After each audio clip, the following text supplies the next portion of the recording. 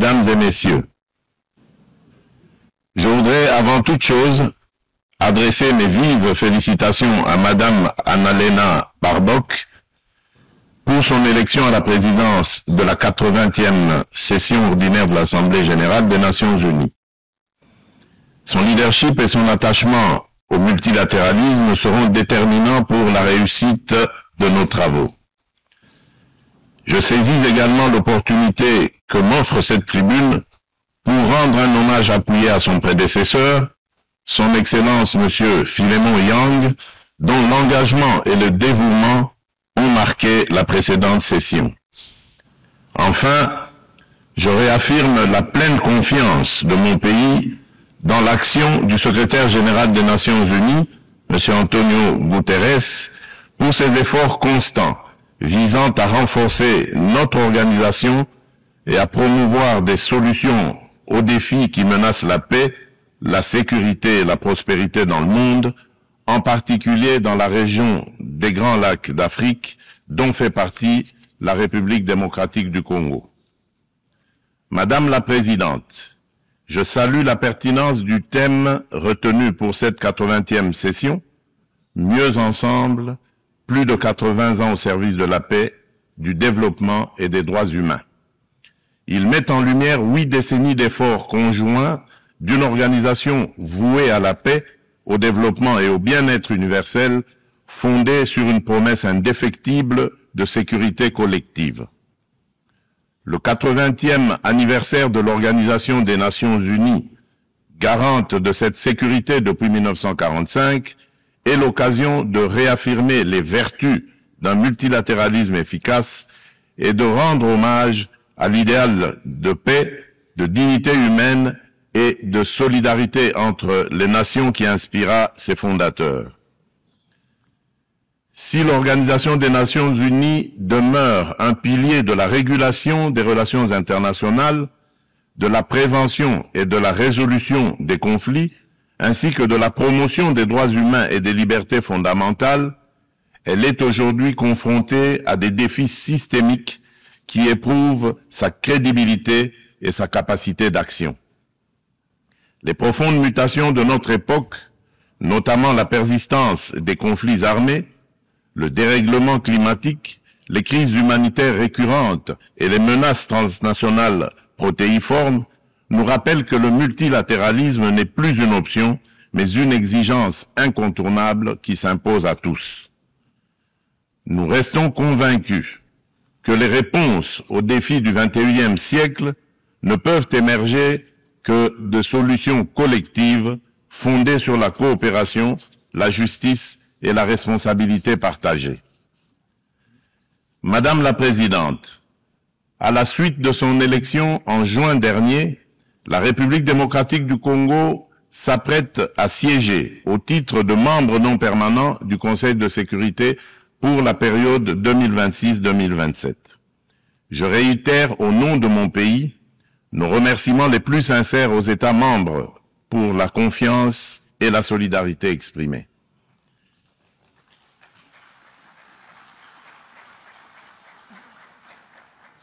Notre participation sera résolument constructive et holistique. Elle s'articulera autour de 2 priorités indissociables, paix et sécurité d'une part, et prévention et résolution des conflits d'autre part. Nous entendons également contribuer activement à l'élaboration et à la mise en œuvre du nouvel agenda pour la paix afin d'apporter, à la lumière de notre potentiel et de notre expérience, une impulsion à la réforme des opérations de maintien et de consolidation de la paix, ainsi que à l'adaptation du système de sécurité collective des Nations Unies. S'agissant de la réforme du Conseil de sécurité, mon pays réaffirme la position commune africaine telle qu'énoncée dans le consensus des Oulouini et la déclaration de Sirte, c'est-à-dire l'Afrique doit bénéficier de 2 sièges supplémentaires dans la catégorie des membres non permanents et de 2 sièges dans celle des membres permanents avec les mêmes droits, y compris le droit de veto, les mêmes privilèges et les mêmes obligations que les membres permanents actuels.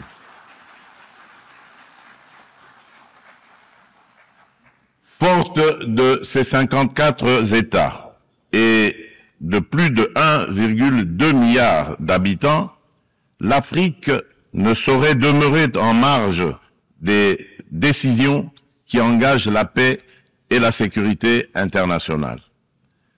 Madame la Présidente, un autre axe prioritaire concerne l'exploitation illégale des ressources naturelles, l'une des causes majeures et persistantes des conflits.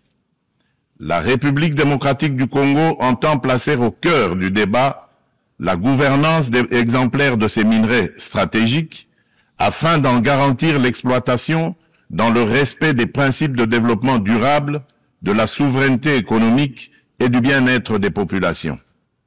À l'échelle mondiale, rompre le lien toxique entre rente minière et financement de groupes armés non étatiques exige une approche intégrée fondée sur l'harmonisation des règles de diligence raisonnable et de traçabilité, de la mine aux consommateurs, la transparence intégrale des chaînes d'approvisionnement et des bénéficiaires effectifs, des mécanismes de contrôle et d'audit indépendants, une coopération opérationnelle renforcée entre autorités douanières, judiciaires et financières, des sanctions ciblées et effectives contre les trafiquants et leurs réseaux de facilitation et une lutte résolue contre la corruption adossée à des normes de bonne gouvernance, à la publicité des contrats et à la traçabilité des paiements.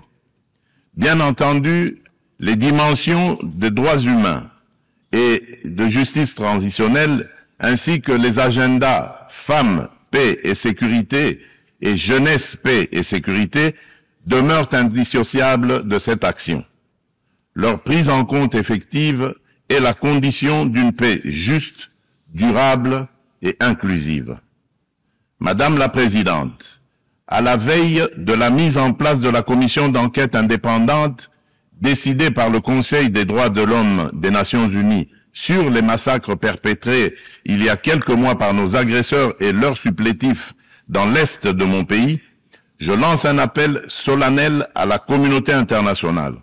Elle a le devoir moral et politique de soutenir cette démarche essentielle afin d'établir la vérité, rendre justice aux victimes et jeter les assises d'une paix durable ancrée dans la mémoire et la responsabilité partagée. Madame la Présidente, alors que la planète se réchauffe et que les marginalisations s'aiguisent, ainsi et que les conflits se multiplient, le diagnostic qui avait inspiré en juillet 2023 la vision du nouvel agenda pour la paix du secrétaire général demeure pleinement d'actualité. Le monde est désormais confronté à des crises multiformes et profondes. Les fondamentaux de la prévention se sont affaiblis et le droit international, jadis puissamment rappelé par la Charte des Nations Unies, qui enjoint les États à s'abstenir de recourir à la menace ou à la force, est trop souvent bafoué. Notre système de sécurité collective en est ébranlé. Il ne saurait survivre à un sursaut de solidarité d'intérêt et de respect des règles. Dans ce contexte, la rhétorique guerrière regagne du terrain et l'on assiste impuissant au retour des vieux démons, agressions armées, guerre de prédation des ressources et de conquête d'espaces vitaux qui n'épargnent aucun continent. Tandis que la guerre entre Israël et le Hamas ravage la bande de Gaza, avec le risque d'une extension régionale, et que se poursuit le conflit russo-ukrainien, d'autres foyers s'embrasent au Yémen, en Birmanie et en Syrie. Le conflit armé qui perdure dans mon pays en est une illustration tragique. Depuis 3 décennies, la paix et la sécurité sont brisées à l'est de la République démocratique du Congo. Cette guerre s'est muée en une entreprise prédatrice. Elle dépasse depuis longtemps les seules dimensions militaires ou géopolitiques. Elle vise à piller nos ressources, effacer notre mémoire collective et détruire nos communautés. Les conséquences sont désastreuses. Des millions de morts, des familles décimées, près de 7 millions de déplacés internes, femmes et enfants pris pour cible, des villages rayés de la carte, des générations sacrifiées. Dans plusieurs régions de l'Est, tous les marqueurs d'un projet d'extermination sont réunis. Les Nations Unies elles-mêmes, à travers le rapport Mapping, ont documenté l'ampleur des atrocités. Ce n'est pas seulement un conflit, c'est un génocide silencieux qui frappe le peuple congolais depuis plus de 30 ans.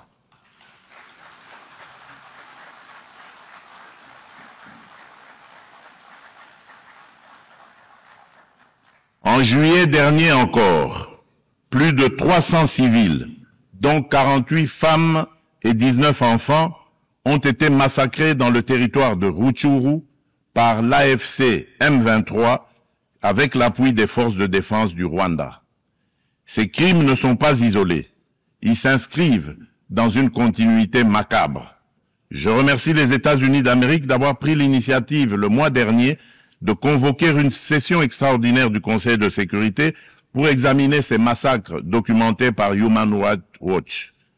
Pour mettre un terme à ce conflit, le Conseil de sécurité, par sa résolution 2773 du 21 février 2025, a notamment exigé le retrait du M23 des villes de Goma, Bukavu et de toutes les zones sous son contrôle, le démantèlement des administrations parallèles instaurées en violation de la souveraineté de la République démocratique du Congo, ainsi que la cessation de tout appui direct ou indirect au M23. Je salue à cet égard le leadership du président Donald Trump, qui a créé les conditions d'un dialogue ayant conduit le 27 juin 2025 à Washington à la signature d'un accord de paix entre la République démocratique du Congo et le Rwanda. Cet accord engage expressément Kigali à un retrait complet et vérifiable de ses troupes et à la levée de ses mesures dites défensives. Il prévoit également le désengagement, le désarmement et l'intégration conditionnelle des groupes armés non étatiques au sein des forces armées de la République démocratique du Congo et de la police nationale congolaise, la mise en place d'un mécanisme conjoint de coordination en matière de sécurité, ainsi qu'un dispositif garantissant le respect de l'intégrité territoriale et l'arrêt des hostilités. Le retrait des troupes rwandaises, la fin de leur appui au M23 et le retour de l'autorité de l'État congolais sur toutes les zones occupées constituent des conditions non négociables pour une paix durable. Je demande aux Nations Unies de veiller à la stricte application de cet accord, désormais indissociable de la mise en œuvre de la résolution susmentionnée. Tant que ces décisions ne seront pas exécutées, le sang des innocents continuera à couler. Dans la même dynamique, la République démocratique du Congo et l'AFC M23 ont signé le 19 juillet 2025 à Doha une déclaration de principe engageant les parties à œuvrer de concert à une solution pacifique.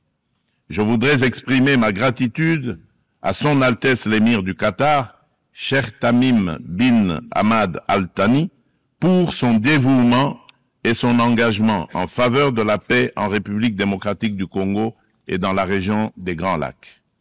Je souhaite enfin exprimer ma haute appréciation pour la coordination assurée par son Excellence Faure Essomina Gnassingbé, président du Conseil des ministres du Togo, dans le cadre du processus de Lomé.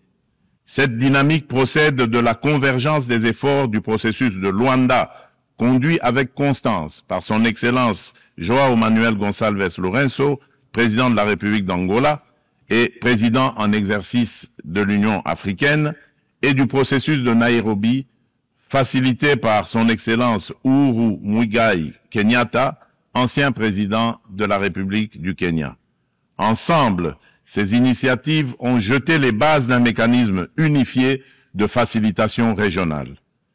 Un élan que nous comptons poursuivre pour préserver la cohésion continentale, renforcer la coordination entre les initiatives africaines et consolider un cadre d'action harmonisé afin de restaurer de manière durable la paix à l'est de la République démocratique du Congo.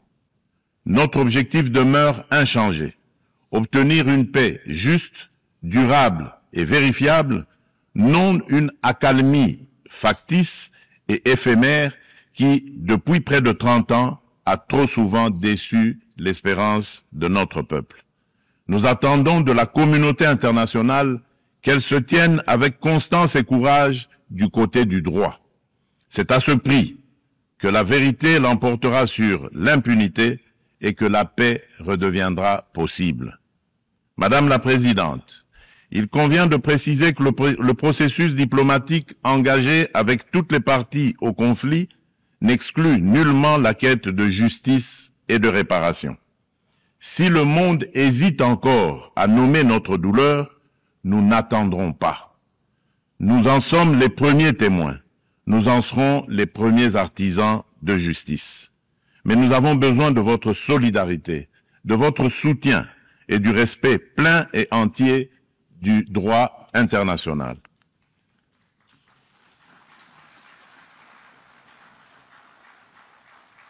La République démocratique du Congo ne sollicite ni charité ni commisération, elle exige justice, vérité et dignité.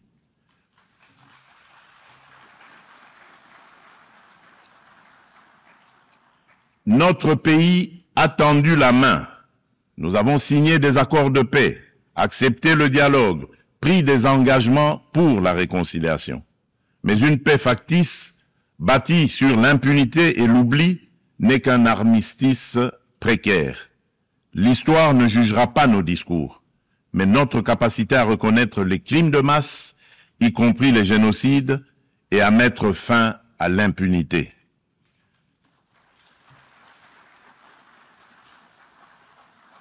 Madame la Présidente, la République démocratique du Congo est un pays de vie, de richesse naturelle et de résilience humaine.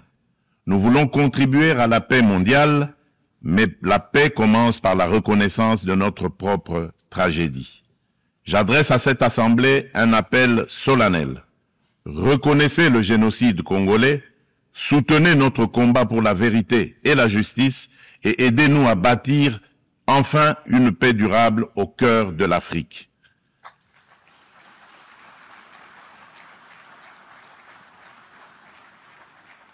Nous demandons que les Nations Unies instaurent un régime de sanctions ciblées contre les auteurs des crimes économiques, mais aussi des crimes de guerre, crimes contre l'humanité et crimes de génocide commis à l'est de mon pays, et qu'elles soutiennent toutes les actions visant à tarir les circuits illicites d'approvisionnement en minerais qui financent depuis des décennies la guerre et la tragédie humaine. Ces actions doivent être conduites avec l'appui de l'Union africaine, des Nations unies et de nos partenaires au développement en impliquant les États limitrophes, les entreprises qui achètent et transforment ces minerais du sang, les institutions financières par lesquelles transitent les flux, ainsi que les organisations de la société civile. Je le dis solennellement devant cette Assemblée. La communauté internationale a le devoir moral et politique de reconnaître cette tragédie pour ce qu'elle est, un génocide, et d'agir en conséquence. Le silence et l'inaction face à ces crimes s'apparentent à une complicité. Nous demandons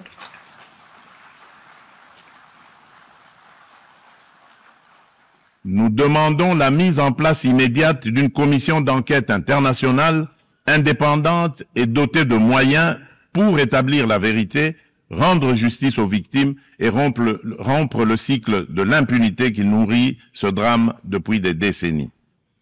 Madame la Présidente, le terrorisme demeure une menace grave pour la paix et la sécurité internationale.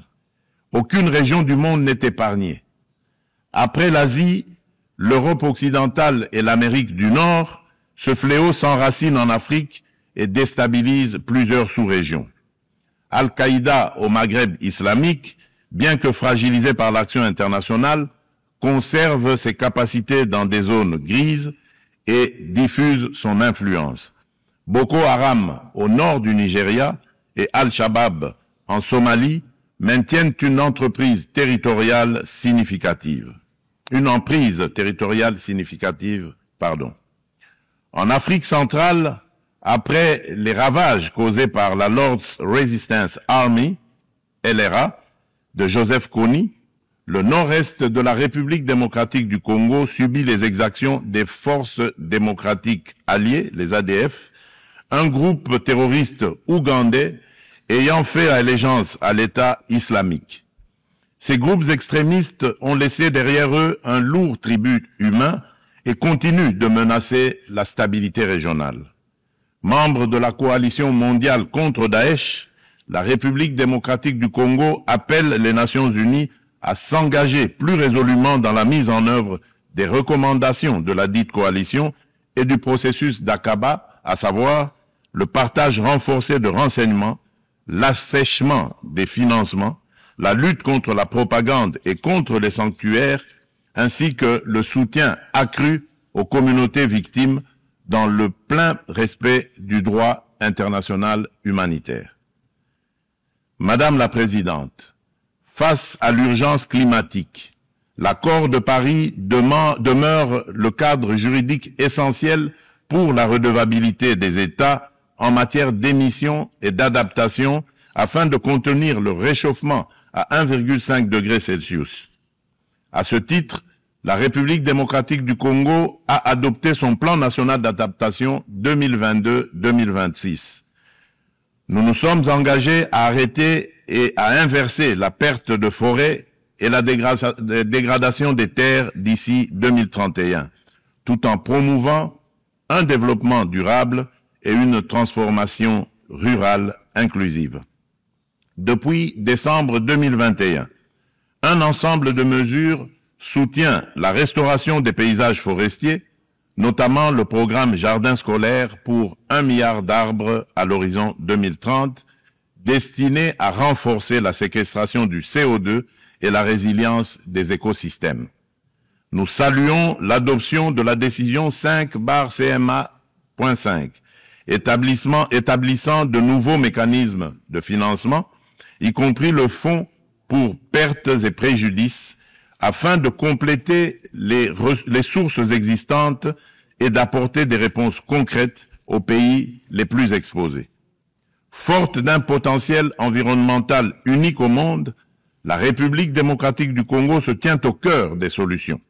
Elle est prête à mobiliser ses atouts naturels au service du climat global, à condition que les engagements financiers soient prévisibles, accessibles et à la hauteur des impératifs écologiques et humains.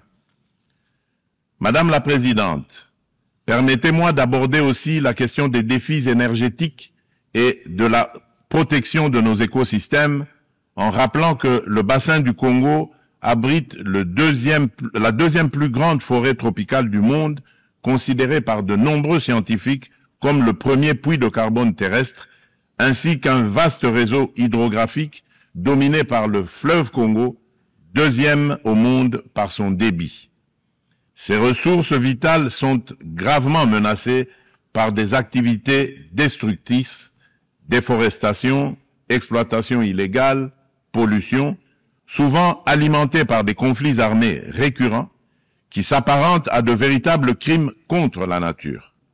C'est pourquoi la République démocratique du Congo soutient l'initiative portée par le Vanuatu, Fidji et Samoa visant à ériger au plan international l'écocide en incrimination autonome pour sanctionner les actes illicites ou arbitraires causant à l'environnement des dommages graves. Madame la Présidente, l'adoption du pacte pour l'avenir rappelle l'urgence d'accélérer la mise en œuvre des objectifs de développement durable à 5 ans de l'échéance de 2030. La République démocratique du Congo a inscrit cet impératif au cœur de son action à travers le plan national stratégique de développement 2024-2028 qui place l'homme congolais au centre des priorités et intègre les 3 dimensions du développement durable, environnemental, social et économique. Ce plan s'articule autour d'orientations nettes, à savoir consolider la sécurité et la gouvernance démocratique, moderniser les infrastructures et le climat des affaires, protéger l'environnement et garantir l'accès aux services sociaux de base, eau, assainissement, éducation, santé, électricité, etc. Le bilan demeure contrasté, car seuls les ODD 12 et 13 paraissent encore atteignables d'ici 2030, mais des progrès tangibles sont enregistrés. La gratuité de l'enseignement a permis à plus de 5 millions d'enfants de retourner à l'école. La couverture de santé universelle élargit l'accès à des soins de qualité. Les politiques d'autonomisation des femmes réduisent les disparités socio-économiques. Ces acquis restent toutefois fragilisés par l'insécurité persistante dans l'est du pays et par la vulnérabilité de notre économie face aux chocs exogènes.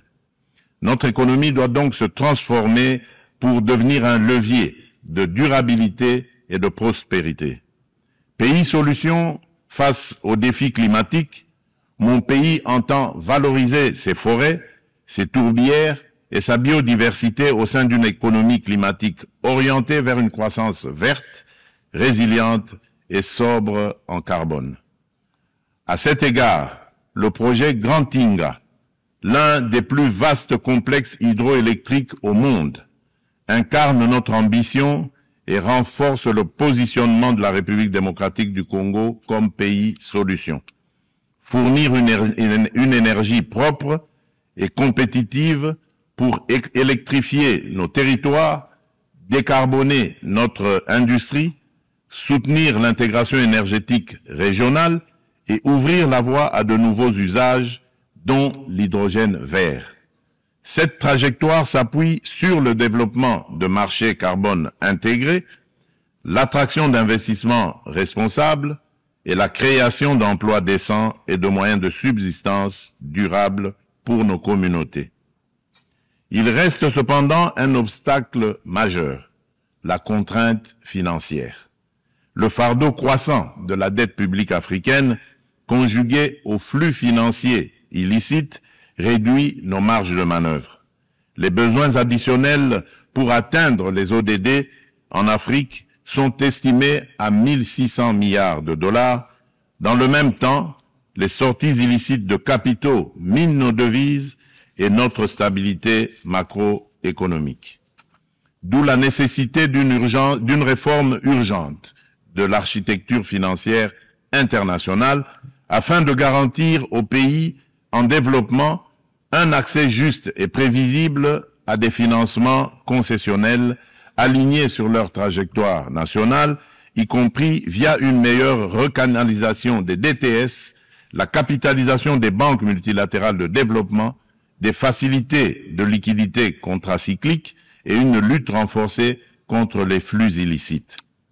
Madame la Présidente, depuis mon accession à la magistrature suprême de mon pays, la République démocratique du Congo, j'ai impulsé à la conduite de la chose publique une dynamique nouvelle intégrant systématiquement la dimension genre à tous les niveaux afin d'assurer une présence accrue des femmes dans les instances de décision. À titre illustratif, la part des femmes au sein du gouvernement est passée de 17% en 2019 à 32% en 2025.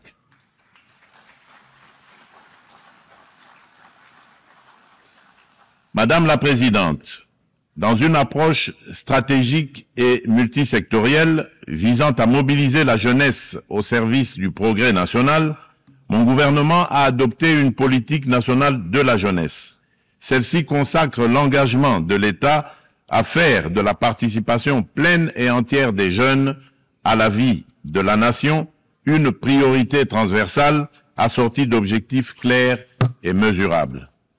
Madame la Présidente, la République démocratique du Congo aspire à la paix, à la justice et au développement.